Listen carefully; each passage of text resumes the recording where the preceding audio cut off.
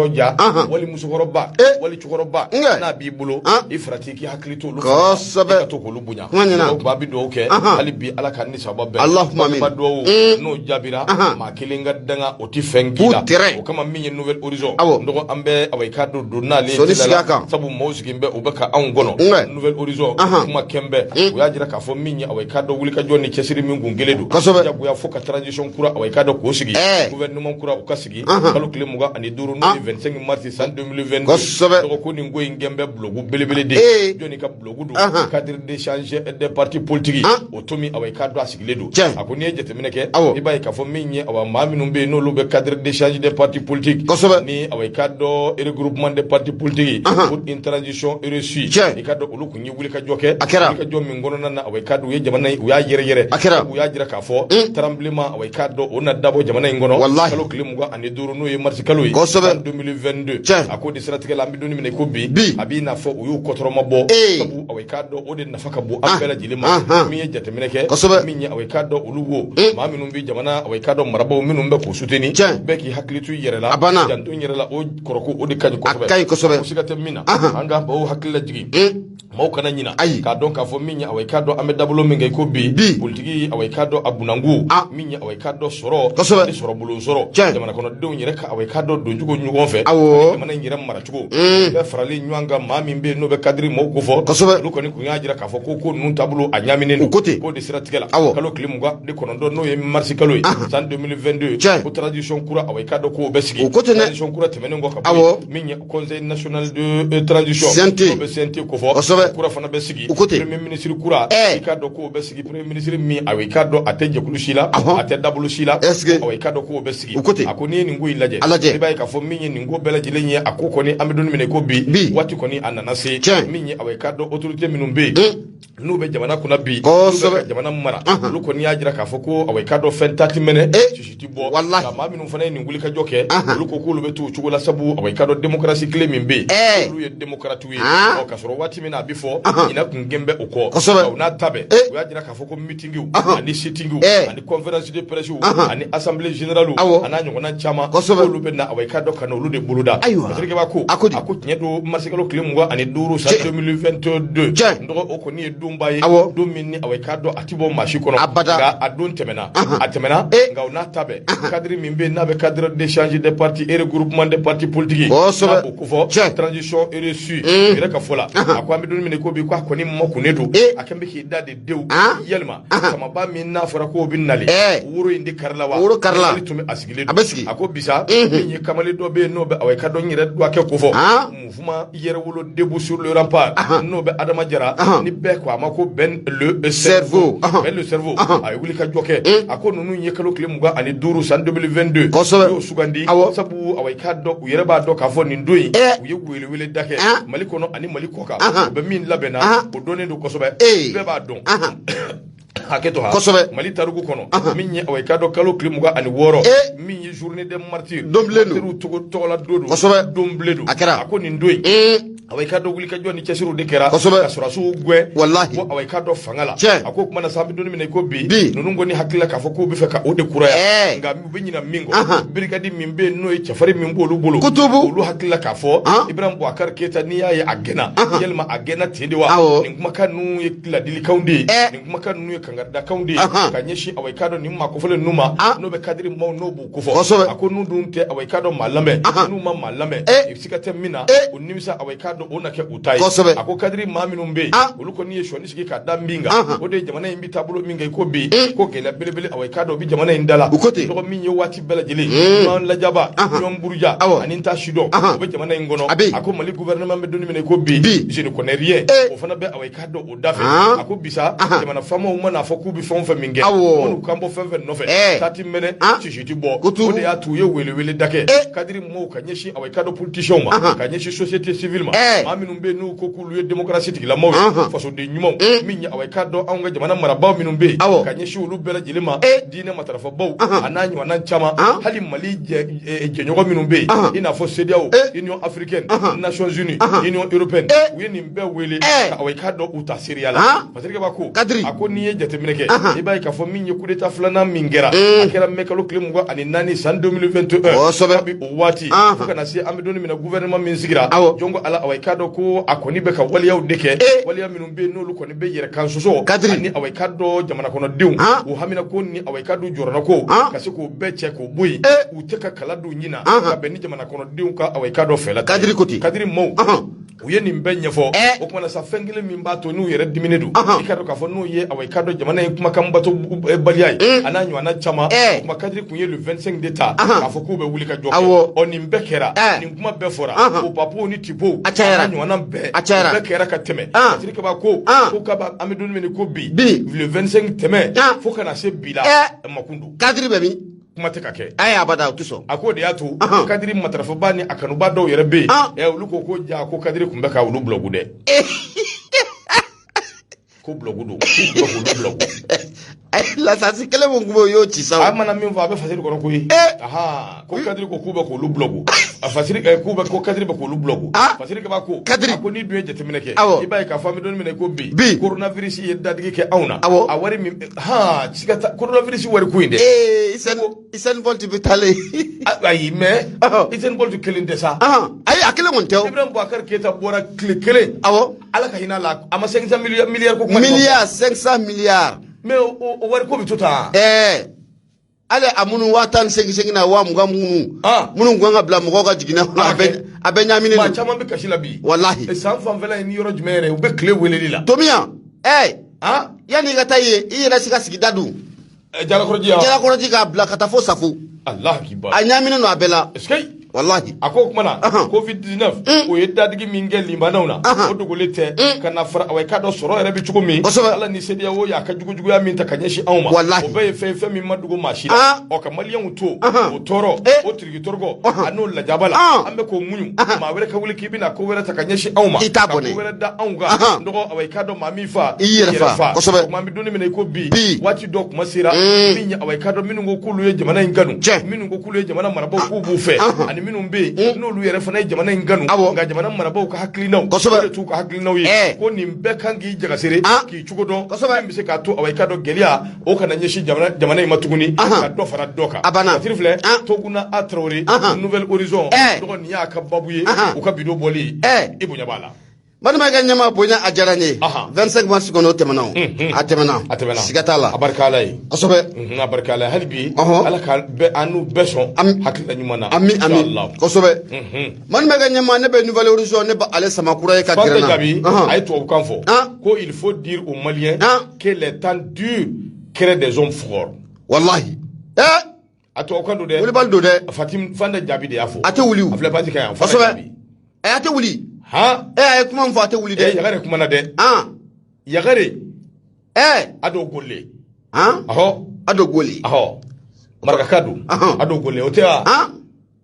a dɔw golle ne de ko ten dɛ ma fili kɔni ne t'a dɔn i bolo dɛ e de y'a bɛɛ fɔ yan a dɔw golle don dɔ la i bɛ to k'a fɔ a dɔw golle dɔgɔnɔkan ye ni ayi ne m'o f'i ye n tile kelen m'o f'i ye a dɔw golle kɔni ye marakakan ye Bamakɔ Yugunda Yagare Bamakɔ Yugunda Yagare kɔni o ye marakakan ye o ye marakakan ye Lengudon o ye marakakan ye o ye marakakan ye Nura FM radio Nura FM Ligini o ye marakakan ye bɛɛ suna tirinka o ye marakakan ye nin bɛɛ ye marakakan ye koyi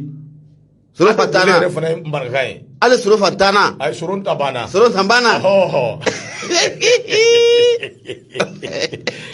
cɛyi Ajiwani tɛ de Ajiwani ka Soron Tabana ye ma caman ta dɛ Ala k'a ni sababa bɛn o kuma an ka taa an bɛ taa Nouvelle Horizon maa sama ka gɛrɛ na Bubu Turayatɛ ni Ado Gole o de don Ado Gole c'est ça voilà tɔgɔ la Ado Gole kɔni o don dɛ ayi kan caman kɔni i b'o mɛn o voilà wallahi i b'o mɛn Mamadu de Lakamane nin ko de ye maraka yɛrɛ de ye Lakamanekaw ka Mamadu a ko sara ko yɛrɛ jati don a banna a ye ko cogo di an ka taa kuma ɲɛna Mamadu Ture bisimila a kumalen don Nouvelle Horizon o kɔnɔna la ɲɛma hali bi ka ɲɛsin mun ye CEDEAO maaw kɛlen bɛ ka ŋaniya juguya mun ta ni ka an ka jamana ka asegere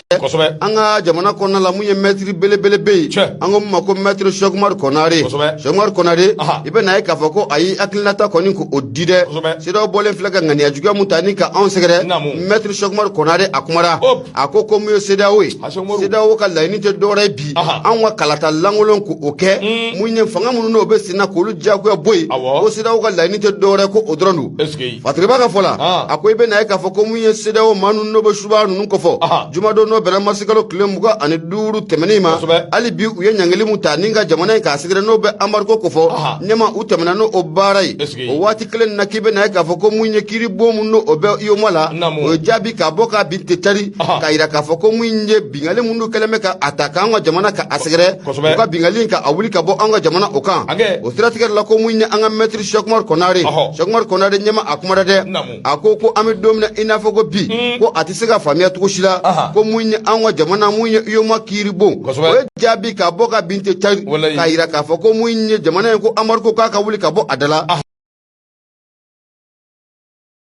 ko onata beki bi na ka foko mu siro manunu ko kata faramu iyo ma mauka geranta ali biku keleme ka taka anga jamana ka asegre maître Cheikhumar Konare akoni fenye femuna afameli ko abe gela ko sebe ni mayira ka foko munye kiri bon ani sedawo ko kata faramu iyo maka nyama ko joni ka giri munye maître Cheikhumar Konare akonu na ko joni ka giri no asro kiri boni ka giri walima no asro sira wore ka giri ako nyama ko fenga fo moy maître Cheikhumar Konare ako ami domina ina fo go bi ko ko ni flata bolom nata na atarata e ko anga jamana malba ante songa anterbete ni ngabo yoma akonna lawa o kelente koy ali sida wo yere ami songa shele ka bo akonna ula maître Cheikhumar Konare ali bi akumada de ako mu yesida manu no bo shuba nu ko fo mirnata ni aklinata mu bula bi o de ka on giringiri ka ta ke kalata mun na ke ta jele san kele san fla kata bla san durla jamana kono do amekla ka wuli nywan kama o fanga kele ni ko ogera boy ko o mirnata ko o rebesido mawlabi maître Cheikhumar Konare albi akmara de ako munye malido ne magobe wati la munye kalata jele misega ke wati muna malido magobe wati la munye yela malicha mamuno olu bolo dalendo anga fanga bona mu fencha mamuno olu bolo dalendo wala sa munye kalata jele ko obisega ke sido maka don ka fa ko ye malido aklinata bi ko ga ko mu sira manunu aklinata wara bukula munte maliko ye koy sira manunu aklina mumbula ka on bidit basawa an wata munye kalata nogole ko ke sanduru santango fe munye fanga akla kana dafri o ye faye ko antina jeno bi antina jeno sini maître Cheikhumar Konare akoni ayira ka fa ko munye sira manunu o flaka ni bara mun keta munye yamma ke e cour de justice mumbe o kiri bo mumbe na ye jabi boka bi o suba nunu keleme ka nyangeli mutani ka an wa jamana segre kwane sadati benpi wakane sadati bensini gafe munabe manifin kamana ga munye okiri bomu no yo okiri ka atige o tige don foka na bla bira nyama ali sira manu fana kuma kaladu nyina yoma manu fana kuma kaladu nyina ka beni kiri ka barai una fona flani anya sama ka bomu ye nouvelle horizon ale kono mama ne touré ale kalim galatigi marme ga nyama ibunya obala ndo bunya jaranye bunya barika ndo hali biambi tani fasiri min bembulu koromba bo se ngono sebe min nangwa makuswar de bomoko do ngono ke Umaru Unguiba ade kuma mbe ndo Umaru awaikado ayajira kafo minyi awa barkan abulungono ni shimbe ama minyi awaikado beka wulika joni chesiri minge bifeka jamana awaikado ka bwa dabulu tiye to wugwe ka bwa awaikado bana kota dokura apiti sigi nyege yere sutura yere diga wallahi ya ku bani tobu ndo afere ka bun tobu awaikado anyogoma malangulo flati wallahi mbo fiede malangulo tobu abi fere sugu bede tiga yersa kasika nyeni ko du jamana ina ako de strategie la atabolo tigi awaikado barkan bulungono ni shinin buma de gouverneur mimbe na be gawo ndo aye awaikado kangar da kui uka fere ani dabalike be jugu ya mina anu be ke walin jugu ya mina gawo kono bi gawo marabaw ani population ni nywanje yersa kasika malien de ko lu ko du nywana ko sumikeru la bo keru kalama wanu bise ko jaga sire awaikado uka dabla Umar Unguiba ko ako minya awaikado aunga jamana yi amarabaw ani nan nanzaraw ka jamana marabaw an ka ko kɔni an bɛ donni minɛ ko bi a bɛ ka tiɲɛ cogo min a bɛ ka tiɲɛ ten sabu n'i ye jateminɛ kɛ lɛtiri dɔ bɛ awɔ i ka dɔn min kɔni bɔra awɔ i ka dɔn lɛtiri dogolen don nka bɔ kɛra a kalama sabu awɔ i ka dɔn a fitira o kumana sa min ye awɔ i ka dɔn gundo a dara kɛnɛ kan a ko a poyira o de kama a ko n'i ye jateminɛ kɛ i b'a ye k'a fɔ Gawo awɔ i ka dɔn o région na jɔn ko ala kangarida kɛra ka ɲɛsin commandant ma commandant min bɛ yen n'a bɛ force Barkan kunna u bɛ ka mun kɛ nɔgɔ wuli ka jɔ ni cɛsiriw u ka micro de b'u bolo n'a ma ɲɛ an ye RFI gɛn n'a ma ɲɛ an ye France 24 gɛn jaa RFI ni France 24 o bɛ awɔ i ka dɔn tubabuw yɛrɛ ka sɔrɔsiw ni ɲɔgɔn cɛ a k'o de siratigɛ la min ye u bɛ k'o wuli ka jɔ de kɛ micro de b'u bolo u bɛ yaala Gawo ka denw ni ɲɔgɔn cɛ RFI kan ka baara minnu kɛ u yɛrɛ de fana bɛ k'o kɛ bi ka yaala micro trottoir k'u ɲininka Barkan bɛna taa a diyaraw ye wa Barkan kan ka taa a diyaraw ye wa a diyar'u ye a ma diya u ye dɔrɔn a ye taa mais ni kabako dan ye sa tubabu ɲɛma a fɔra o yere an m'an sigi n'a bɛɛ de koyi ni taali man d'aw ye kelen bilahi an m'aw gɛn u ma i yɛrɛ ko k'u bɛ taa o an m'aw gɛn dɛ an m'aw gɛn an ko de coopération min bɛ yen min bɛ an ni aw ni ɲɔgɔn cɛ yɛlɛma ka don a la min bɛ défense ko sira fɛ an y'a ye anw de kelen bɛ aw ka jɔn ye min ka di aw ye aw bɛ k'o pɛnbɛ anw kan o ti kɛ bilen a ye fɛɛrɛ kɛ an k'o rectifier an ka corriger a banna an ka taa ni dabolo kuraw ye a ko k'a tɛ n'aw ka tufani min bɛ Faransi n'o ma jɛ n'o ye makɔrɔni o wulila ka kɛ ka aw la taa aw ɲininkaliba in kun y'a mun ye walahi jɔn y'a ye tile kelen da kelen abada Mali faamaw ko Barkan ka taa a ma fɔ yan u taara u yɛrɛ de masa u yɛrɛ ka tinɛni makɔrɔni ale de k'u bɛ taa tubabu ninnu vraiment c'est pas l'appel c'est pas l'appel dɛ siga t'a la dɛ wa ɲɛma ala Barkan sɔrɔsi ninnu maa dɔw b'u a kɔnɔna la olu ka jugu ni kunnafonidila yɛrɛ ayi n ko e m'a faamuya o c'est-à-dire anw fɛ yan anw ka radio sow n'an ka bɔlɔlɔw n'an ka fɛn bɛɛ n ko nɔrɔlen bɛ ministère de la communication de la kosɛbɛ o t'anw fɛ yan o bɛ yan an ka communication Faransi ta b'u ka ministre so jumɛn bolo n k'a b'u ka défense de la a bɛ yen a nɔrɔlen b'u ka sécurité ni u ka fɛn de la kosɛbɛ u ka marabaa o fana ka position dɔ de y'o ye tardi kosɛbɛ a t'u ka ministère de la communication fɛ o ayi donc u fana ka kɛlɛkɛ bere dɔ de don voilà communication kɔni u b'o baara dilan o est-ce que a ti ɲɛ a ti ɲɛ Fasiri Keba ko a ko awɔ i k'a dɔn an kɔni nisɔngoyalen ba an b'a da u tulo kan k'a fɔ a b'i waati damadama bɔ i ka dɔn an ye jateminɛw kɛ jateminɛ minnu kɔnɔna na an ɲɛ b'a la k'a fɔ Barkan baarakɛla dɔw olu kɔni kɛn bɛ ka don Gawo bɔlɔn fɛ ɲininkali de bɛ u bolo u ka ɲininkali u bɛ k'a tengu Gawo kaw la kɛrɛnkɛrɛnnenya la Gawo denmisɛnninw min bɛ wele nanzarakan na ko micro trottoir u bɛ k'o baara u bɛ k'olu de kɛ walasa ka se ka population ka se k'olu hakilinata ɲininkali kɛ Barkan ko yɛrɛ bɛ lahaliya min na i ka dɔn k'a fɔ n'i taara se Barkan chauffeur ma min ka n'a bɛ Barkan ko ɲininka o bɛ mun fɔ o b'a f'i ɲɛna ko o b'a ka nadaga de jɔrɔ o tɛ jamana jɔrɔ koyi nadaga ko kumana sa min ye Gawo gouverneur ale de ye nin lettre in ci min ye Barkan commandant awɔ i ka dɔn commandant de la force Barkan ale de ye nin lettre in ci o ma yalisa awɔ i ka dɔn ka se ka kangarida kɛ ka ɲɛsin o ma a ko kumana sa min ye commandant n kɔni b'a f'i ɲɛna k'a fɔ nin ko in ye min ye a bɛ ka nin min kɛ ni anw fɛ don n'an ko an b'a jateminɛ nin ye ŋaniya juguya ani juguya yɛrɛ ye ka ta ka ɲɛsin anw ma kuma an ti jɛ n'a ye bi an ti jɛ n'a ye sini sabu awɔ i ka dɔn aw ka baara tɛ nin ye aw ma ci a la aw ma bila a la o kumana sa min ye gouverneur a taara fo ka na a jirula k'a fɔ min ye ale bɛ kangarida min kɛ ka ɲɛsin u ma fana o de ye k'a fɔ u bɛ ka min kɛ population dɔw bɛ yen minnu tɛ Barkan ko la u labɛnnen don n'olu ko k'u bɛ wuli u nɔfɛ diɲɛ don o don u yɛrɛ ka ko laɲininen don u yɛrɛ de y'a koraba u yɛrɛ de y'u ta u yɛrɛ ka mandiyaw fɛ ka sɔrɔ ka nin ko ninnu dɔw ka se ka olu awɔ i ka dɔn dabɔ basi ka tɛ min na ko k'a fɔ i ɲɛna mon commandant aw bɛ ka nin baara sugu min kɛ i n'a fɔ ka jamana déstabiliser ka jamana bɔ a dabolo kan min ka di aw ye jalisa aw ka se ka o sɔrɔ a ko nin baara minnu filɛ nin ninnu ye fɛnw de ye fɛn minnu bɛ kɛ sababu ye an ka hɔrɔnya n'an ka danbe n'an ka awɔ i ka dɔn tilennenya ka se ka o jɔsi ka se ka an kɔɔri o sira ye dɔɔni a ko n'i y'a jateminɛ min ye awɔ i ka dɔn nin ko bɛɛ lajɛlen force Barkan ale yɛrɛ kɔni ye fɛn ye fɛn min na u nana ka se ka baara min kɛ hali bi a baara in dɔgɔ ma se k'a kɛ tɔkajɛ don dɛ tɔkajɛ don olu nana tura sira fila taama de la o gouverneur a kumana hali bi koyi gouverneur ko n b'a ɲini aw fɛ aw b'o baara jugu min na nin ye aw ka propagande jugu ni aw b'o min na nin n'aw kɛlen bɛ k'o programme a y'o dabila wa n k'a dɔn n bɛ a fɔ aw ye fana min ye awɔ i k'a dɔn ni aw bɛ nin baara fɛn fɛn kɛ désormais an ka jamana kɔnɔ a ti kɛ kunfɛ ko ye dɛ aw bɛna anw de ɲininka fɔlɔ an ka avis ye min ye ni an ye min fɔ aw ye n'an bɛnna min kan aw bɛ sɔrɔ ka baara kɛ n'o ye Gawo gouverneur tɔgɔ tiɲɛ yɛrɛ la a y'a tɔgɔ d'a ma dɛ ne yɛrɛ a tɔgɔ yɛrɛ ma c'est un Traoré o c'est un Traoré an tɔgɔ ma de don nka o gouverneur n'i y'a sɛgɛsɛgɛ i b'a sɔrɔ a tɔgɔ ye Mamadu Tarawele don Tarawele ala cɛ ala ko jumɛn bi komi a ma tɔgɔ ma sɛbɛn ni min b'a tɔgɔ dɔn ko k'a tɔgɔ Mamadu Mamadu tɛ mɔgɔ ɲuman bɛɛ tɔgɔ ma ye wa kuma na mun ye Tarawele tɛ maa ɲuman bɛɛ jamu ye wa Abu Safunɛ Jara bɛ min a y'a wele n ye nka o gouverneur o yɛrɛ dama tɛ koyi a ko a kana an ɲininka an fɛlata ye min ye a n'a hakilata ye min n'aw dun m'o kɛ fɛn o fɛn min mana bɔ a ko da fɛ gɛlɛya fɛn fɛn min mana bɔ a ko da fɛ a kun don a fɔlɔ ye aw ye o don a banna a fɔlɔ maa min y'a gɛlɛya sinsin aw don a banna ndɔgɔ kabi waati min na barikɛn ka nin baara in n'u y'a daminɛ jɔn ka ala awa i k'a dɔn an bɛ don minɛ ko bi faransi awa ale kɔni min kun fɔr'u ye u nana ni min ye o de ye ka jihadisiw kɛlɛ anw ka kɛlɛ min bɛ n'o ye ka tuaregi ninnu min ye rebelliw ka awa i k'a dɔn olu kɛlɛ an bɛɛ ka don da kelen fɛ ka bɔ da kelen fɛ ka se ka jamana bɛɛ fara ɲɔgɔn kan u m'o kɛ u dala gɛsɛ ye u tile kelen an bɛ don minɛ ko bi min ye awa i k'a dɔn anw ta in a kɛn bɛ anw bolo kɔlɔlɔba ye nka barikɛn gari kɔni dar'u ye u bɛ taabolo min na an'u bɛ kɛwale min na ndɔgɔ i k'a dɔn k'a fɔ k'o ye fɛn ye fɛn min ni a kan ka dabila ko c'est Mohamed Ag Tarawele Maïga abada a t'a dɔn sa Tarawele don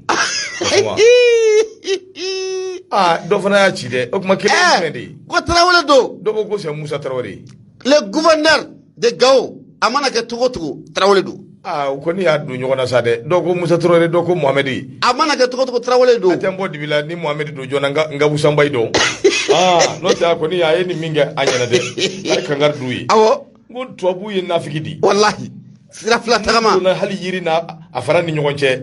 u bɛ ɲɔgɔn bila wallahi u bɛ ɲɔgɔn bila i b'i ka marifa ci la mun y'i bila an ka micro tali la ko micro trottoir awɔ RFI ni u ka fɛn in gɛnnen sa awɔ o ma tɔ t'u la ja olu de bɛ nafigiya n ko Mokhtar Doucouré ko il s'appelle Mamadou Mamadou kɔni don Tarawele fana don ayiwa bisimila bɛɛ bɛ k'i ta fɔ sa ala k'a ni sababa bɛɛ o kumana sa kangari kɔni dar'u ye n'aw bɛ fɛn o fɛn min kɛ a ye n'an voir d'abord n'an bɛnna ko la n'aw kan ka se k'a kɛ n'a dun man ka se k'a kɛ salamu fatiha a banna ala k'a ni sababa bɛɛ fatiri filɛ nin ye min ye i y'a faamuya b'a la Umaru Ongoyiba ale ka fatiri don an y'a bɔ sɛbɛn kɔnɔ sɛbɛn min n'u k'a ma ko soir de mort i bɔra i fana jo tɛ nin na dɛ k'a ka gouverneur fɛn ta hali a tɔgɔ sɛbɛnni o ma k'a la komi yɛlɛma bɛ don a la ka caya awɔ gouverneur ko ninnu waati dɔw la a bɛ to ka yɛlɛma ayiwa baasi tɛ Musa tɔgɔ b'a la Abasi Tarawele tɔgɔ b'a la bon bɛɛ bɛ k'i ta fɔ kosɛbɛ Ibrahim bɛ Alassane Maïga bɛ Gao n bɛ tila k'a ɲininka ka tɔgɔ fɔ kɛ n ye jɔn tila k'o ɲininka ala k'a ni sababa bɛɛ ami bisimila ɲɛma sɔ de Bamako ne bɛ n bolo don n bɛ bɔ ni a ye mun ye Mayimuna Dunbiya a kumara a ko mun ye dagaba jumɛn ni dafirilen don nin waati na M5 RP o kɔnɔna la e jɔ dɛ Bamusa b'a tɔgɔ dɔn wa Bamusa Sisoko Jogolojo a b'a tɔgɔ dɔn e jɔ n k'ale ɲininka dɛ e jɔ ale bɛ n bolo sisan n b'a ɲininka tɛrɛ la allo Bamusa salamu aleykum k'i fo ka Nura FM lamɛnnikɛla jɛkulu bɛɛ lajɛlen fo a diyara n ye le gouverneur de Gao c'est notre jeune frère il s'appelle Moussa Moriba Traoré Moussa Moriba Maïga Traoré Moussa Moriba Traoré awɔ Bamusa wala il était le président de l'histoire aussi est-ce que il est général aujourd'hui il est dans son état il est général Moussa Moriba Traoré général do Bamusa bonjour frère de la commune Katowaye alhamdulillah barika ala ye Bamusa kuma ɲɛna Bamusa i Sisoko ala k'a to ɲɔgɔn an bɛ bɛnkan maa bɛɛ fɔ i kelen tɔgɔ la e ma taa Tunisie de a bɛ taa a y'a bila m'a f'i ye wa général Moussa Moriba Traoré général Moussa Moriba Traoré Bamusa m'o f'i ye bɛɛ y'a mɛn yan bɛɛ général Mahamadu Moussa Moriba Traoré donc an bɛ Bamusa fo Bamusa Sisoko Jogolojo radio baara la bi n dɔgɔ an kɔrɔkɛ don kosɛbɛ min ye ni maa bɛ yen an tɛgɛ minɛ baw la ka taa n'an ye bɛnkan na kosɛbɛ Jogolojo Bamusa b'a la a b'a la o kuma an b'a fo kosɛbɛ ka Zi Maïga Mokhtar Maïga kosɛbɛ k'a fo Youssou Karawati k'a fo kosɛbɛ ka waleɲuman dɔn tiɲɛ n dɔgɔdon dumanw tɛmɛna a kɛra o kuma Bamusa i ni baraji kosɛbɛ merci beaucoup an ka taa kosɛbɛ ko Musa Général Moussa Moriba Traoré. Moussa Moriba Traoré. D'accord. Général. Anyena. Soit de ça aduna ko Traoré du. On est Traoré di. Ne mo fiya. Ne jatigila e Traoré di. Abana donc Traoré nyena. Tungo. Betu ko mbiko. Abana. Kosobe. Angata.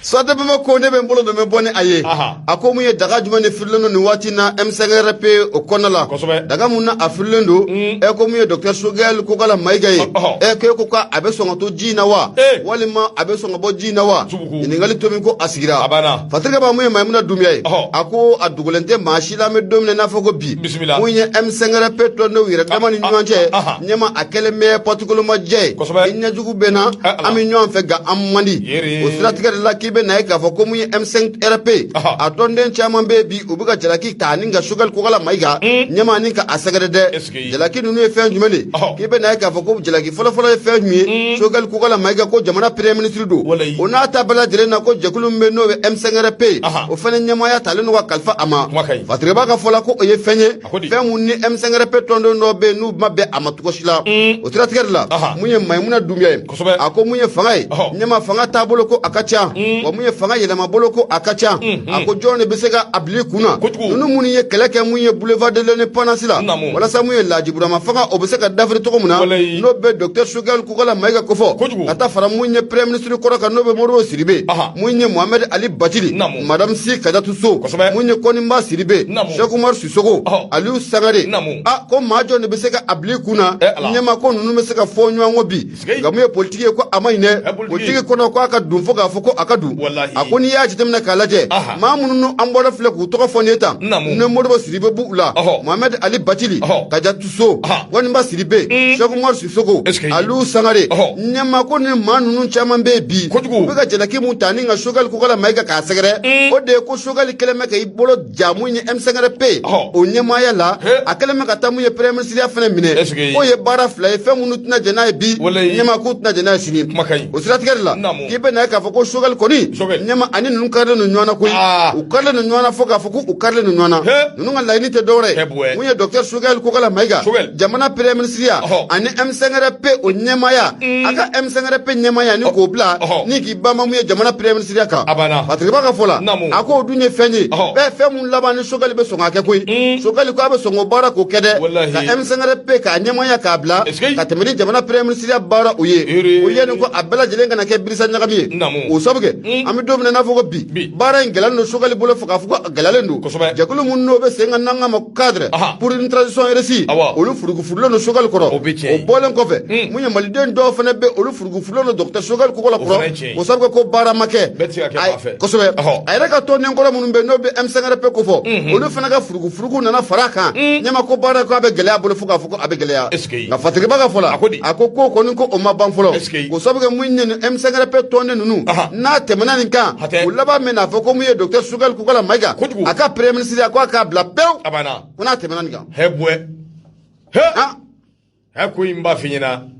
fatike agala de ko ibarai fatike baga fola ako muye Dr Shogel ko la maiga ani ajenu ankoro nunu no be muye maître Bachili na nyongo ko fo nyama ko bara ngela no foka foko agerale no koy dame domina na foko bi Shogel ko la maiga nyama abena joram blawa abena M5RP nyama ya abena ablawa fem ngoni jelo no ina foko no kene nyama bara ko ko agerale no Shogel bulo foka foko agerale no abulo no wati na foni flani anya soma ka bon muye swade bamako ale kono muye Maimuna Doumbia ale ngala mar ma ganya ma ibunya obala ala lu ye Shogel piri bako foka Shogel ka telu to do wallahi to ka telu bi boya da le ta do garade Shogel koni ya ko dara chenga kama ko do politiki aula la politiki alote ablay kone ika patron fahina bi mabe ablay kone wallahi telba yaga patron trabasu abo ablay kone ka patron fana wati dola anga tuza sakai kai anga tuta aywa anga tuta suna ga patron nyema keba uya gushide keba ko de nga an ta ka patron ka korolin laje an ta ka patron ka dorme no fa be min no fe malikula ka baraka dron abana ndogo ni obla nebita ata mali tribune ndogo milliard ta ani duru o sorola mi Qatar jona nanai Shogel amana folo de afora ka sorola de sorola ni anna no fana te kelen de nyama fana kana ke cheta ide ibikawa ko ay milliard julire chinois tala ko milliard kebe dura ile to nandi bambora kata kumbe awo milliard ko anna umati dasa la so ka baso ko biya be mali kadisa so kali jija kana ko akara ko ide milliard tan duru anyati banye de osobe jango te sungulu nye korlay ndo halibi kuma kembe akoni eje temineke kuna funi aweka do mimbe na be cellule de communication na bo ko fo primature o yuko kuna funi sirai akolu de wulika jo mi ngonna na uyajira ka fo min ye shogali tara aweka do dugula dugu mimbe na bi wule ko Qatar atali Qatar dongo ala min ya aweka do shogali aye fenja man fo Qatar kawi mali ambi tabulo minga anyere dugu minyi femi be no bi se ganye awunga jamana ngono ka do ka fo embargo mimbe na pembe nembi anguna ananyu anachama shogali ye nyafolike uye fambela jilefe Qatar kawi yere sigile ubaku dawa mali mimbi fo yelma ni mangutu bebe ka fo kanyeshi o mali kele ndiwa shogali aye mali se bokoro dal le fekono yalla su bi se ka famia sona la wallahi akoni eje temineke ningo yi kabi shogali kumana dugu maminu be no be Qatar kaw ko ko ni awai ka do doha uyajira ka fo ngo ala ulubi tabulo minga ko bi ningo ni fanye femi na ni sonja barka boyana ulubulu ko soba ako kumana uluna wulika joke wulika jo mingo nana ulube awai ka do demeta kanyeshi awai ka do ba mali bama bara yera sirafe minya awai ka do aunga awai ka do sirabaw ni anyona chama o siraw fe ani ka do ka fo femi be no be aunga awai ka do seneke fe uluba bi sika bama yelma chugumi na fo poivron mbra Brudia poivron te sene anga sene fe ya o bala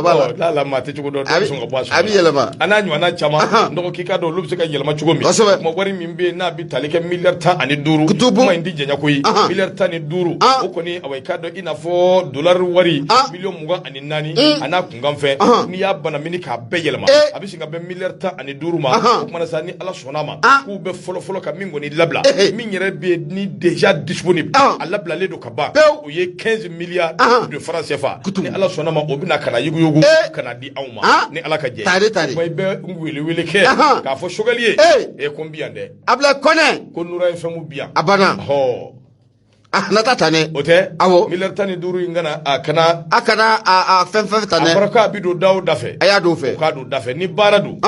awnga mo ambi baralande ko sobe atewli ni transformation de tomate et de logoti do o ka do ambo fana nyedo de ambo nyedo wa deme numbi taw sira nunde fe ananga baga misenu ni fe nunu chama ka se ko lula yirwa olu de be jamana développer ko sobe ke c'est à dire il faut que o ka action sigi nunu kan ko sobe abana mais iba do be nyala do be nya cela kawla de do ba on fana na de wari mana disi san ko ka baraka na malien demiseni an hakli be jigi femina dro o ye ka mobili san ka musofla na fu abana oubien ni fila be min bolo be chini do iba ke sabaye ni sababe min bolo iba ke nani chini do ta kosobe ni nani dun fana be min bolo aywa akuti kerefe de wallahi bon obito to warla shete bandu gono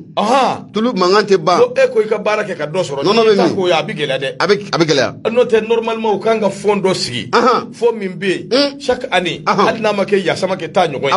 groupe minnu be n'u bi fara ɲɔgɔn kan be ni maa min be ni ka entreprise b'i bolo i bɛ se ka dɛmɛ cogo min ka dɛmɛ ten yalisa i ka se ka baara jamana k'i dɛmɛ banyana wallahi jamana hali ni jamana t'i sara fɛ jamana k'i dɛmɛ a banna seriye bɛ minnu na olu ka lajɛ olu ka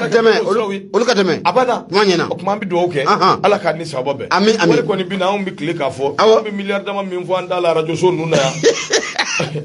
ala dɔrɔn de b'a dɔn a bɛɛ n'ala cɛ an ka miliyari a bɛɛ bɛ tɛmɛ hali t'a kasa mɛn hali t'a kasa mɛn miliyari kɔni ni miliyari tɛ fila an bɛ min tilen ka miliyari fɔ yan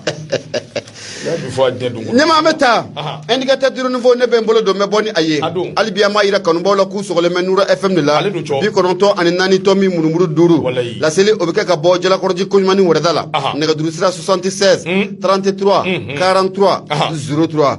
ɲɛma ko boloden kɔni k'ale tɛ gulɔ min nka gulɔmin yɔrɔ a b'a yira mun ye indicateur duruni fɔ Seydou Jarakɛ a kumara a ko k'an ka taa Kangaba n'an taara Kangaba maa mun bɛ sa n'o de fari an ka wuli ɲɛmaaba ye n'o de ye Modibo Sidibe Modibo Sidibe ko a kun bɛ Kangaba dɛ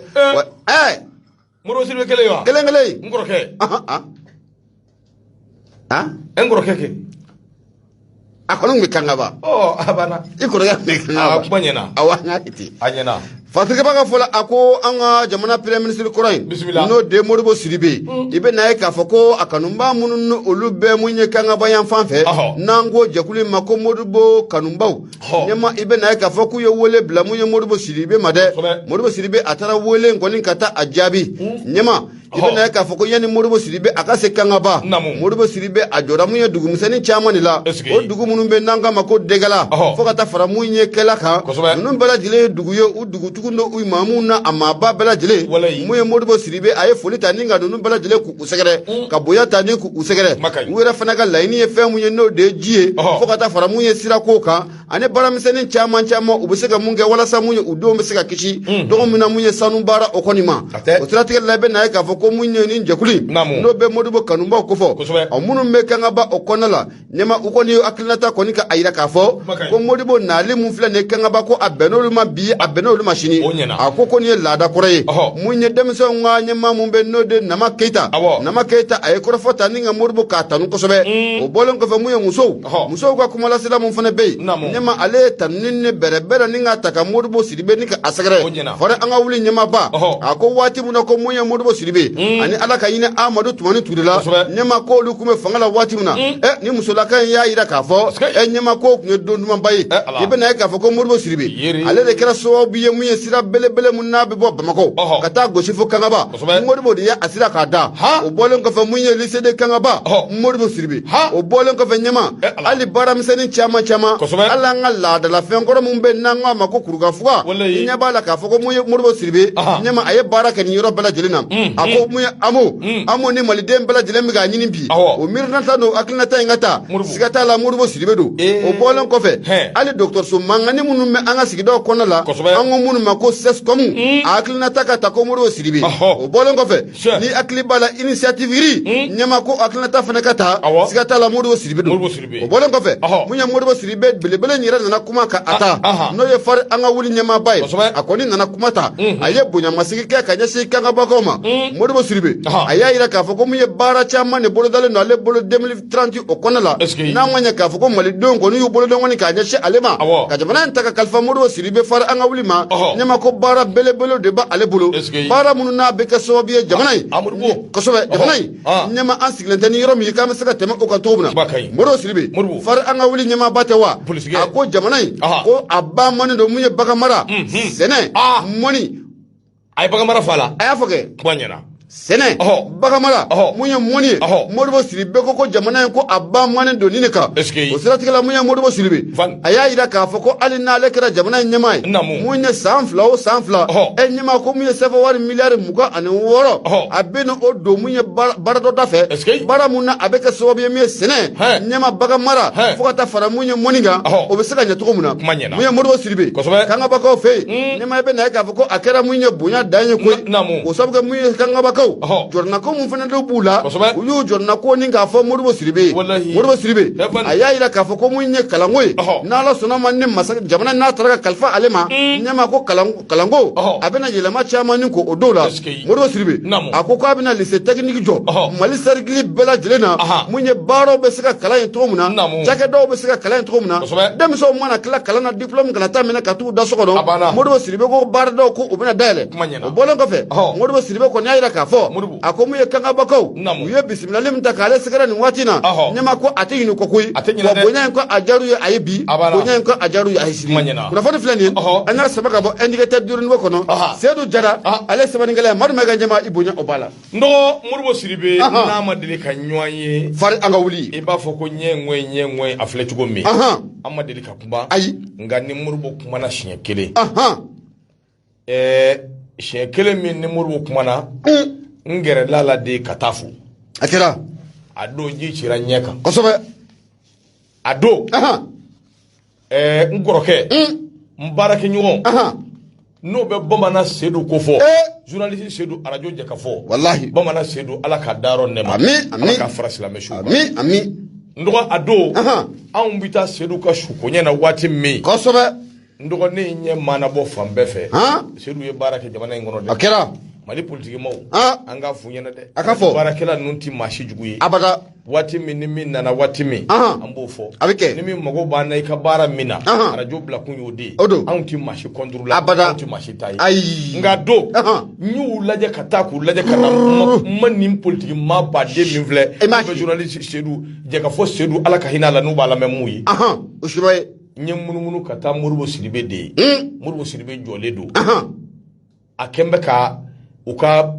coronavirus protège fɛn o don a nun na forokiya in b'a la wallahi n gɛrɛla la n ko fulakɛ n ko i Sidibe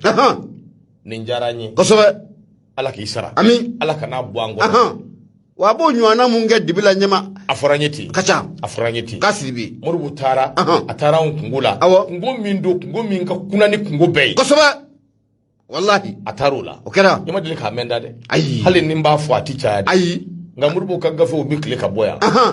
abada o kuma an b'a fo kosɛbɛ k'a ni baara k'a Sidibe a ti bɔ an kɔnɔ fana abada ni Ala ka jɛ ye nin ye tiɲɛ an ka taa a b'o fana fɔ ka d'a kan awɔ kɛ dɔgɔ bi taa an ka taa min ye Toguna A Traoré Toguna ko di a ka fasiri bi yan dɔgɔ i k'a dɔn k'a fɔ min ye awɔ i k'a dɔn Sherifu Usumani Madani Ayidara yabani k'a kumana ka ɲɛsin jamana marabaw ma o kɛra yɔrɔ min a bɛ Sikaso a b'o de ko fɔ Sherifu Usumani Madani Ayidara yabani a ko awɔ i k'a dɔn ni sira dɔ bɛ aw bolo basande si vous devez ni awɔ i k'a dɔn aw ye sira bila n'aw ye sira bila k'a bila aw kunna k'a fɔ ko jama de bɛ aw kɔ n dɔgɔkɛw bɛ bila filijugu b'a la dɛ siga t'a la dɛ jamana marabaw a y'o de f'u ye dɛ nɔgɔ jama kelen min bɛ tɛgɛrɛ fɔ k'i layɛlɛ o jama kelen de bɛ tila ka tɛgɛrɛ fɔ k'i lajigi le guide spirituel kumana yabani a ko awɔ i k'a dɔn le guide spirituel Ansar Dine président do au conseil islamique du Mali o tɔgɔ la n'o bɛ awɔ i k'a dɔn Sherifu Usumani Madani Ayidara a bɛ o ko fɔ Sherifu Usumani Madani Ayidara a ko awɔ i k'a dɔn nin cɛ in a sɛbɛkɔrɔ kumana a y'a Sikaso a y'a jira k'a fɔ a bɛ kuma ka ɲɛsin transition marabaw de ma a ko awɔ i k'a dɔn Ansar Dine ɲɛma a ko fango fanga min bɛ yen n'o bi baara kɛ yalisa a ka jamana ka yiriwa n'a bi baara kɛ yalisa jamana kɔnɔdenw ka taabolo a n'u ka diɲɛlatigɛ o bɛ se ka yɛlɛma cogo ɲuman sira fɛ a y'a jira k'a fɔ siga tɛ a la min ye awɔ i k'a dɔn ninnu o min filɛ nin ye duwawu bɛ tugu a nɔfɛ wa masa Ala ka dɛmɛ i k'a dɔn o bɛ se o tigi ma siga foyi tɛ a la min ye Hayidara ye a y'a jira u la k'a fɔ minnu bɛ kule fan bɛɛ fɛ k'a jira k'a fɔ k'olu de ye fanga in dɛmɛba ye ka siga bɔ aw dusukun na ka siga bɔ aw yɛrɛ la fɛn fɛn bɛ yen n'u bɛ kule la ko hahaw k'u ye jamana dɛmɛbaw ye ko putrɛ rien basande awɔ i k'a dɔn o jama min filɛ nin ye ko ngalon jama don dɛ ko k'a sababu kɛ ko olu minnu bɛ k'a fɔ olu tɛ k'a fɔ parce que olu y'a mɛn dɛ a kɛra u ɲɛna de basande u y'a ye de basande k'a kɛra u ɲɛna de k'u y'a wulibali o tuma mun don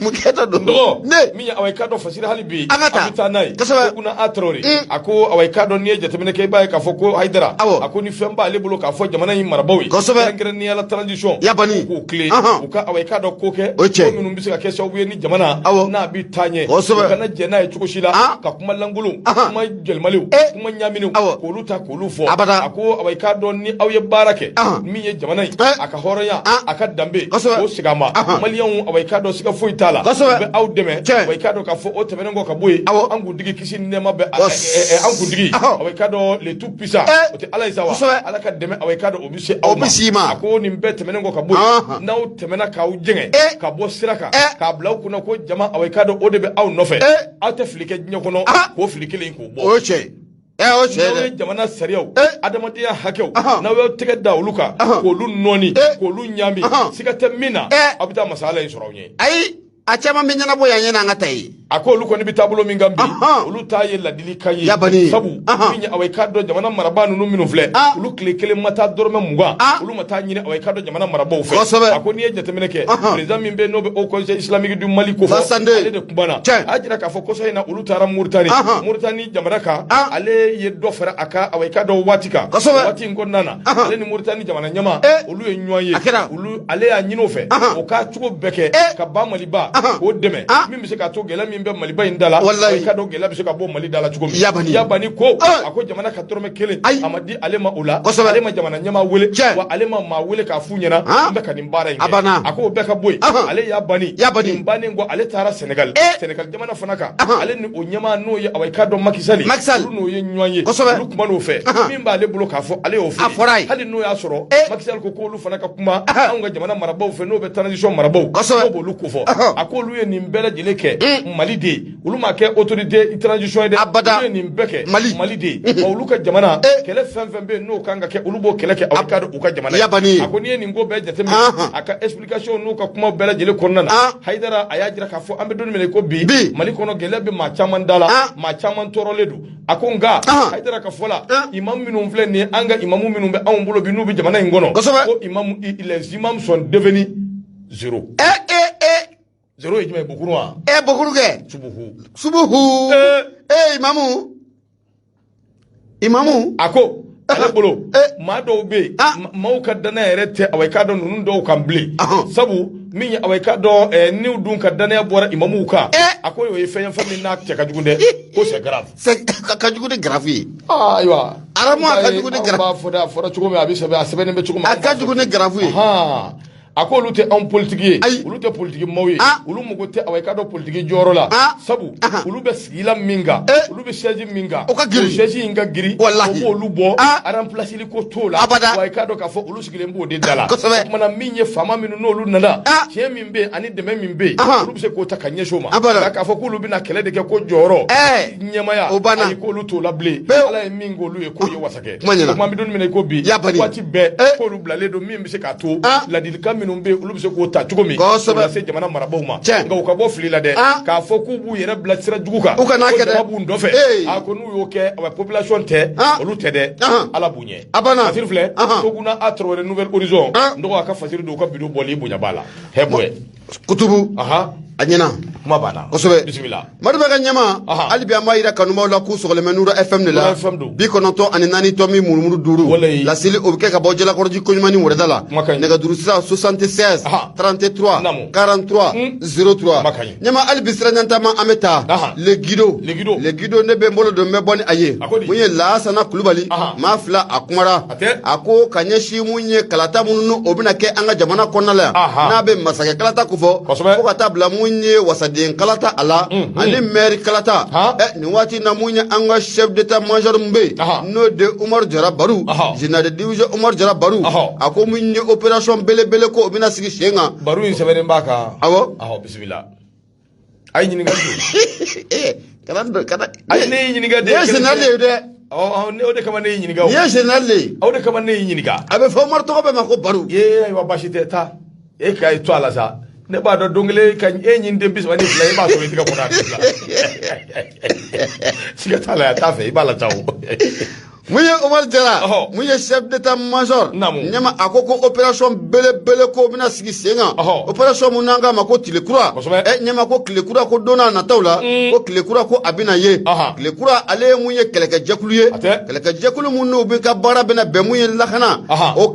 baara ma cogo min na fo ka taa fara mun ye kalata minnu o bɛna kɛ n'an k'a ma ko élection olu baaraw labɛnni cogo ma cogo min na Fatigiba ka fɔ la a ko mun ye marisi kalo tile 25 mun ye général de division Umaru Jara chef d'état major général des armées ɲɛma a ye kunnafoni nin ka a di mun ye Umaru Jara a y'a yira k'a fɔ ko mun ye baara belebele ko o bɛ sen na mun y'a jateminɛ k'a lajɛ mun ye an ka lakanabaw u ka ɲɛtaa k'o dolen tɛ maa la an bɛ don min na ko bi ɲɛma k'o ye ɲɛdimi ye wa kɔnɔdimi ko o to o ye a ko opération mun n'o kun sigilen don sen kan opération n'an k'a ma ko kɛlɛtigi ɲɛma i bɛ na ye k'a fɔ ko mun ye kɛlɛtigi ko o ye terroriste caman a y'olu bɛɛ lajɛlen ni kɛnɛ ko k'o karaba Bamanciw ka ɲaga kun dalen bɛ yɔrɔ caman na mun ye nin kɛlɛtigi opération kɛlɛtigi ɲɛma ko a y'o ɲaga nin bɛɛ lajɛlen ka a ci ni ka a sokɔnɔminɛn bɛɛ lajɛlen ka a kɛnɛmaminɛ o siratigɛ la ko mun ye opération belebele fana ko o bɛna sigi opération mun n'an k'a ma ko Tilekura ɲɛma ko Tilekura ko o sigikun tɛ dɔwɛrɛ koyi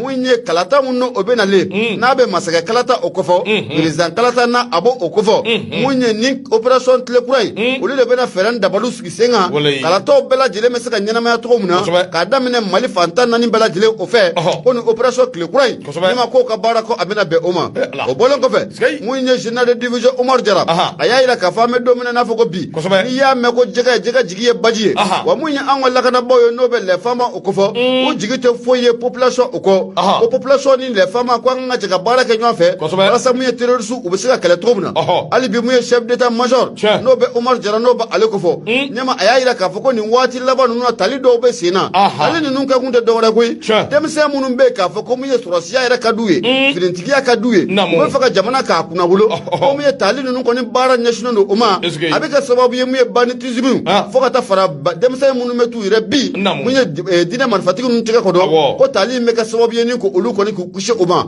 chef d'état major hali bi a y'a yira k'a fɔ ko mun ye anw ka les femmes est-ce que t'a la anw kɔni buna adamadenya lafasali ɲɛma bɛɛ lajɛlen k'a dɔn ko anw ka lakanabaaw ka baara o y'o ye o sabu anw ka lakanabaaw maa dɔn maa minnu u lamɔlen don maa minnu bɛ k'a fɔ ko sanga ni waati bɛɛ lajɛlen na u ka wulikajɔ tɛ dɔwɛrɛ mun ye buna adamadenw u ka buna adamadenw ni bɛ se ka labato cogo min na fo ka taa fara mun ye u bolomafɛnw kan ko an ka lakanabaaw ka wulikajɔ de ye nin ye nafani kɔni filɛ an y'a sama ka bɔ le Guido ale kɔnɔna la général in tɔgɔ général Umar Jara Jara don o baasi tɛ a ɲɛna mais k'u bɛ maakuraw de ta u bɛna maakuraw ta tali bɛ sen na tile kura in awɔ ne si tɛmɛna e si ma tɛmɛ ne bɛ se ka taa e ka to yan e ka to ka muso kɔlɔsi yan ye nɔgɔya ye nani a fɔ n ka yafi ma yafa ma e ma se ka journaliste Seydou to yan o min kɔnɔ kɛ n bɛ k'a dɛsɛ ayi Seydou tɛ taa o e bɛna baga ne de ma la ye nani i bɛ journaliste Seydou de to yan ou bien Segu Sirima Jara i b'olu de to yan ou bien journaliste Saddam Hussein i bɛ ninnu de wele k'u to yan ou bien Burankɛ Daba Tunkara i b'olu to yan Burankɛ awɔ yɔrɔ Sisolo kɔni olu tɔgɔ tɛ kɛ liste la o ale tɔgɔ t'a la n'o tɛ an kɔni bɛ taa o nɔgɔ Alpha So a kuma bɛ Alpha So a kuma bɛ Nouvelle Horizon kɔnɔ Nouvelle Horizon awa i k'a dɔn a kuma bɛ a ko match retour des barrages Coupe du Monde Qatar 2022 Goussoubou Aigle du Mali nɔgɔ k'u bɛ kɛnkɛnkɛn a bɛ Tunisie ni Ala sɔnna a ma nin ballondanba min bɛ yen n'o bɛna kɛ Aigle du Mali awa i k'a dɔn k'u dafalen bɛ wa u sɔn b'u yɛrɛ siga tɛ a la o kuma o ye kibaruya duman ye anw bɛna min fana cari limanaw k'a faamuya a ko n'i ye jateminɛ kɛ baraji min bɛ senna n'o ye awa i k'a dɔn Coupe du Monde ye o baraji i k'a dɔn o kɔni wulikajɔ ani cɛsiri o de dabɔlen don nin waati in na o de kama bi ni Ala sɔnna a ma Mali ale ni Tunisie awa i k'a dɔn an bɛ ɲɔgɔn sɔrɔ an bɛ ɲɔgɔn sɔrɔ 19h mana tɛmɛ ni minute 30 ye i k'a dɔn temps universel a ko sabu n'i y'a jateminɛ anw fɛ yan i kɔni depuis a tɛmɛna mandat don a la kana kɛ a to yen a tɛmɛ an jira yan kelen ani Kanangolo a kɛra wa a kɛra yabe ye walayi aram kaba donna wulila ka bɔ télé kan e ɲɛ bɛ ballontan in yɛrɛ ko in filɛli a laban a y'a ŋɔni kɔfɛ de an m'a ɲininkali kɛ o an ta kɔni o ye fo sen bɛ yɛrɛ n kɔrɔ sa aram n'i hakili jigida la a bɛ kɛ komi Mali ko ye kabako ye dɛ i ye fɛn kalaman dɔ bili kɔnɔ i dusukun bɛ kɛ gip ni Ala cɛ i b'a fɔ ko menuisier Seydou bɛ baara la walahi i b'a fɔ k'a bɛ ka pɔnti genge kɔ la est-ce que i b'aw ka Gawusu terikɛ Adama menuisier Adama a bɛ ka pɔnti ou bien soudeur faso yi kanu baara ye dolati parti sakanalila ne kɔni ye ne tan dɔrɔn o ka di ne baba ye ne kɔni ma ne baba ne kɔni ma b'i denkɛ la fasa nka ne baba ye ne bɛ ne labila de kuma bɛɛ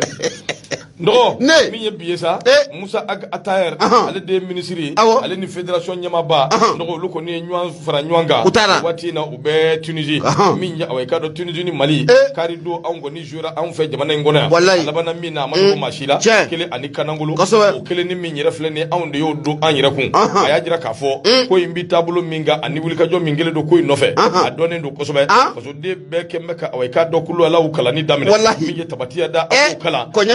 to awa i k'a dɔn ninnu an bɛ siri ta ka ɲɛsin u ma cogo min min bɛ se ka saraka bɔ bɛɛ ka saraka bɔ sabu min ye awa i k'a dɔn valise n'o ye joueur ye u y'u ka valise u y'o da Tunisie ni Ala sɔnna ma bi an ni Tunisie an bɛna ɲɔgɔn sɔrɔ équipe awa i k'a dɔn a dafalen don min ye Mohamed Lamini Traoré n'an bɛɛ ko a ma ko Mumu ale ni awa i k'a dɔn a jɛɲɔgɔn caman bɛ yen olu ye ɲɔgɔn sɔrɔ Tunisie an ka capitaine min yɛrɛ bɛ yen n'o ma joué i k'a dɔn ko alhamdulilayi k'o fana o y'a yɛrɛ sɔrɔ bi carton o banna a ko de siratigɛ la n'i ye jateminɛ kɛ maa caman kɔni bɛ be minnu ngoni ya jira ka minnu kun sigilen tena yi ka fɔ ko Aigle du Mali ko anw bena perdi anw fɛ ya jamana in kɔnɔna na ka fɔ ko nunu bena anw ti ka taa nga min ye tubabu a ko maa dɔ be n'o ye dɔnkilidala dɔ ye a ye min fɔ siga t'a la an ka soma dɛ a ko tout peut arriver a bi se ka kɛ waati bɛɛ la a ko kuma na sa n'i ye jateminɛ kɛ i b'a ye ka fɔ Amari Traoré n'a jɛɲɔgɔnw maliyɛnw ka danaya bɛ aw kan maliyɛn bɛɛ ɲɛ bɛ aw de la ni opération min filɛ nin a bi wele de ko opération commando a y'a fɔ cogo min ka d'aw ye ka cɛdenw awɔ i k'a dɔn kan k'u sɛbɛkɔrɔ sɔnsɔn k'a dɔn k'a fɔ fasodenw bɛɛ ɲɛ bɛ olu de la an kana foyi négliger fɛn fɛn bɛ yen n'a bɛ se ka kɛ ko dɔ ye an k'an farati a la a kana se ka a kana kɛ o ye Mohamed awɔ i k'a dɔn Magasuba a n'a jɛɲɔgɔnw n'o y'a ka staff ye bi danaya b'u kan nka ɲininkali de bɛ yɛlɛma u bɛna ko kura dɔw kɛ wa min bɛ se k'a to awɔ i k'a dɔn Tunisiens bɛ se ka tunu wa sabu joueur minnu b'anw bolo Tunisiens y'olu étudier k'u dɔn k'u dɔnna kari o kumana sa dɔw bɛ yen minnu bɛ dibi la minnu ma don fɔlɔ n'olu bɛ se ka don cogo min bɛ se k'a to awɔ i k'a dɔn ɲinifɛn bɛ se ka kɛ an bolo sɔrɔ fɛ nka bi n'i ye maliyɛn jɔ 100 o 100 i b'a sɔrɔ 80 bɛ yen yɛlɛma 90 minnu tigɛlen don a kan ka fɔ Mali ni équipe min filɛ n'o bɛ Tunisie ko fɔ anw bɛ se ka taa nin Tunisie an bɛ se ka éliminer u ye min kɛ anw na yan nɔ anw bɛ se ka taa kɛ awɔ i k'a dɔn Tunisie ka sɔrɔ k'an ka victoire ta ni ka na ni a ye o kumana sa min ye nin ko bɛɛ ye Fasirikaba ko a ko kunun tɛnɛ don kalo tile 28 min ye awɔ i k'a dɔn 15 heures waati réunion technique o kɛra i k'a dɔn fɛn min kan ka kɛ nin ko in na a kɛra entraînement n'a fɛnw bɛɛ lajɛlen kɛra o tuma bi don min na i ko bi an sigin bɛ ka ballon in de kɔnɔ 19h30 ni Ala sɔnna ma Mali Tunisie a y'a mɛn Baraku la 2 ani 0 Ala k'o kɛ o bɛ kɛ o u ka 2 ani 0 2 ani 0 n dɔgɔ wala ni ballon kɔni banna 2 ani 0 la tout peut arriver o kana ɲininkali yɛrɛ kɛ Mali ballon bannen 2 ani 2 la bi wa a ye 2 ani 0 kɛ 2 ani 0 la anw ka Tunisie ci 2 ani 0 a bɛ kɛ n wele n dɔgɔ n wele 2 ani 0 kelen o kelen 2000 la hawla o ye joli ye o wa naani ye n wele a banna 2 ani 0 bilahi n wele n yɛrɛ bɛ taa dɔn kana n wele yɛrɛ n kɔnɔ dɔrɔn 2 ani 0 ni n'a nisɔndiya ni a angilɛla manifestation na n'a ka di taa so n bɛ taa wa n dɔgɔ a k'a bɛ kɛ e m'a mɛn ko sama fanga de b'a woro kari yan mɛnɛmɛnɛ ni fanga de b'a woro kari min se bɛ ɲɔgɔn to yan 2 ani 0 a ka haramu ye wa naani haramu ye n'o kɛra n dɔgɔ kana siga yɛrɛ n filɛ k'a f'i ye ayi hawla a bɛ kɛ dɛ a bɛ kɛ Allahu akbaru 2 ani 0 a bɛ kɛ bi est-ce que mun ma deli ka kɛ Tunisie la Ala a bɛ taa k'u la Ala a ye kuma énergie mɔɔw fɛ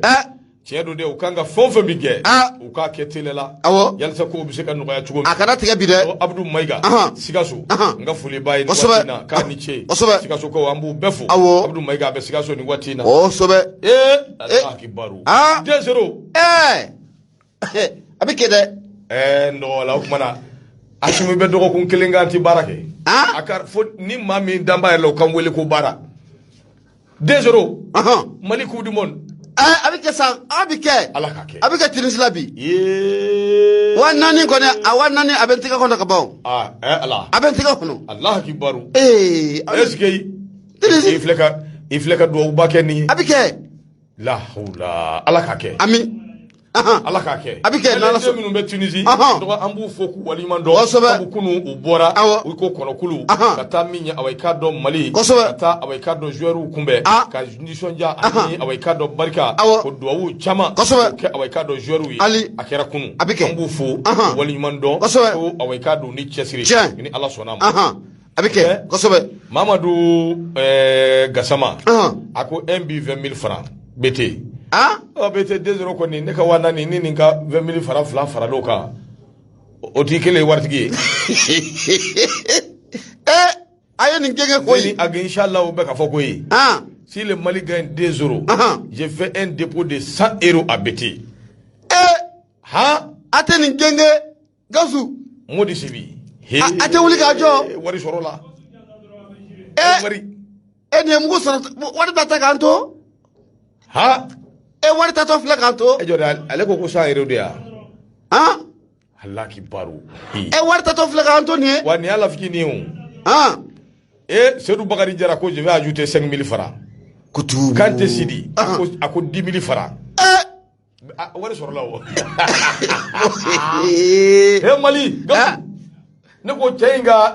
église bi taa ayi o tɛ sa dɔ in église bi taa ballon tan samata sikaw bi taa ballon tan malidenw bɛ dugawu kɛ bi ou bien Asiga Modibo ta in de don Asiga ta in ka di sa Asiga ta in ka di o k'a la Asiga ta in ɲinan an ye ne tɛ an bɛ baara kɛ Asiga Modibo Asiga Modibo kosɛbɛ Asiga Modibo baara bɛ k'u la Mamadou Jara ko 100 euros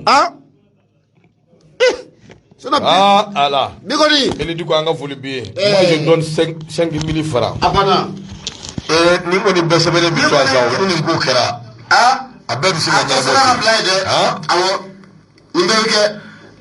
n dɔgɔ b'o f'i ɲɛna ko n dɔgɔkɛ min bɛ yen Aba Abdou Mayiga Sikaso a ko ale bɛ Sikaso ni Mali gagnera ko a bɛ 2000 fara a kan ka d'i ma Allah akbar an tɛ don kaliwa la ne yɛrɛ kɔni mana jigi sa Samu ko la kila ya ko sala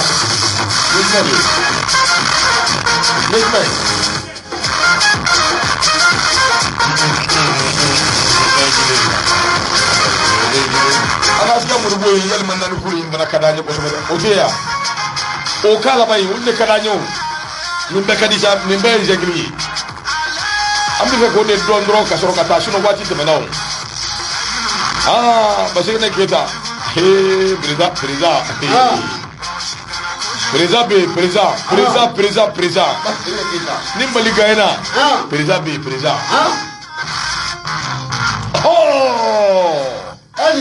ala yusu ni nga koroni de ni dongli nga kori aw fi de tiririn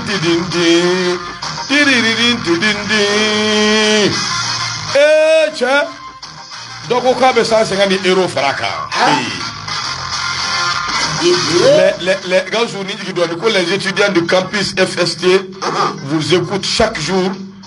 de manière systématique et consistante. Nous vous remercions pour votre travail imprégné de patriotisme. Vive le Mali, vive la transition. Salutations de la part de M. Samba Kamara et M. Samba Deng.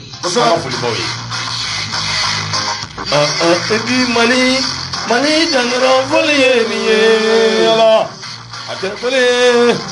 ate fola beye ala bikadisa ala ka bija ala abija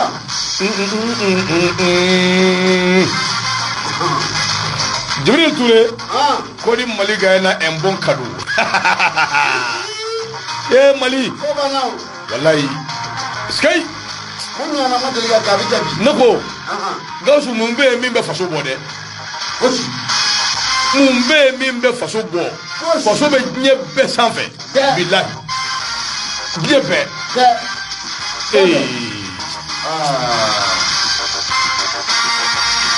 iye Cherno Konate ko di Mali gaina 200 euros ala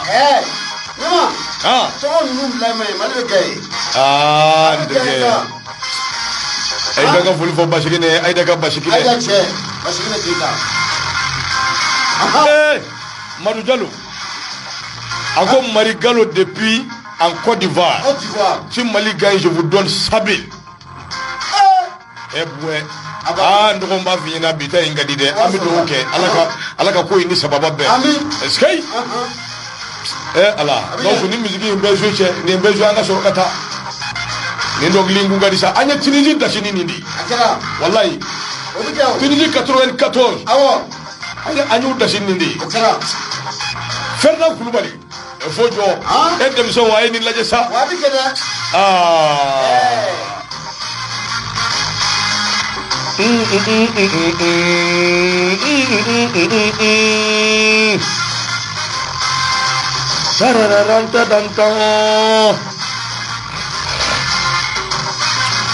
Allez les aigles, c'est le fair play et non la guerre. Ballon Katan.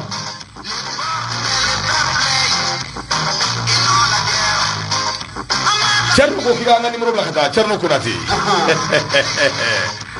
amala wilo la de malika di malion surtout tungara gew Allah kibaru way basura do be ni seku ye ni wati mbusoro malla asama wallahi perdre de la dignité ballon caton perdre de la dignité ballon caton lada afana nana de ay neni jo kadi ubina o tungara gew la hawla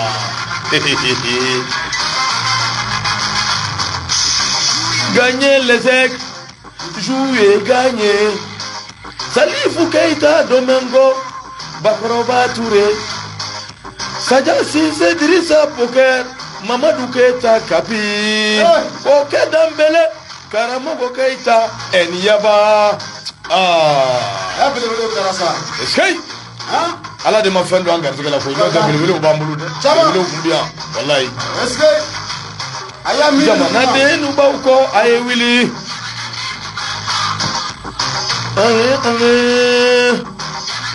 je suis footballeur actuellement en France, je suis prêt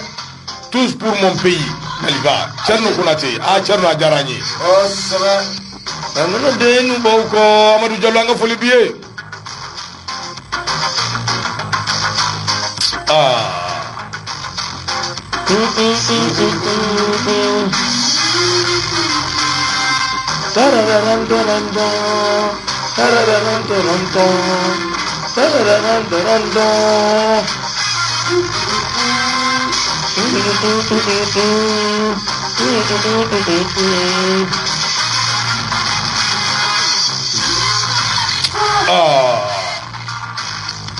Tu vois bien si de me faire une annonce. Fais une façon de dénouement de Jimmy Marco.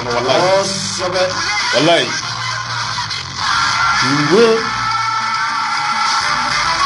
Ajaranya ndoko. Baranya na. Ambe douke. Ambe douke. Mashallah. Ambe douke. Ambe douke. Maya nisonja.